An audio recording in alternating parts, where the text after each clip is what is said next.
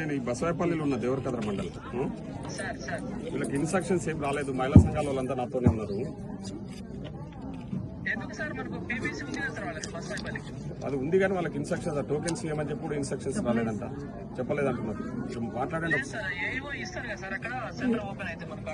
నేను మార్నింగ్ నుంచి మాట్లాడుతున్నాను. ఉదయం ఏవోతో కూడా మాట్లాడినా, అందరు ఏవోలతో మాట్లాడి ఇమ్మీడియట్ ఇన్స్ట్రక్షన్స్ ఇవ్వండి అని కూడా చెప్పిన. నేను ఏ ఊరికి పోతే ఆ ఊర్లో ఇట్లా టోకెన్స్ ఇస్తలేరని కంప్లైంట్స్ వస్తే ఎట్లా ఎంతమందికి ఫోన్ చేయాలి నేను? ఇట్లా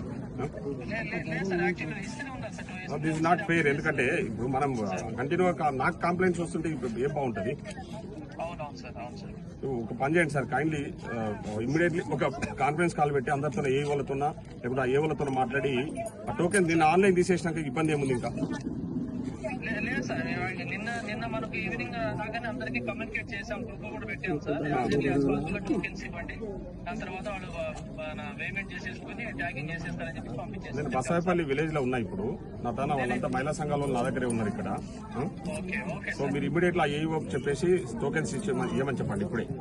ఇప్పుడే మాట్లాడతాం సార్, ఇప్పుడే మాట్లాడతాం. ప్లీజ్. ఇప్పుడు దాకా లక్ష్మీపల్లి దాకా వచ్చి ఇటు పొనకల్లో ఉన్నాం సార్. బెటర్.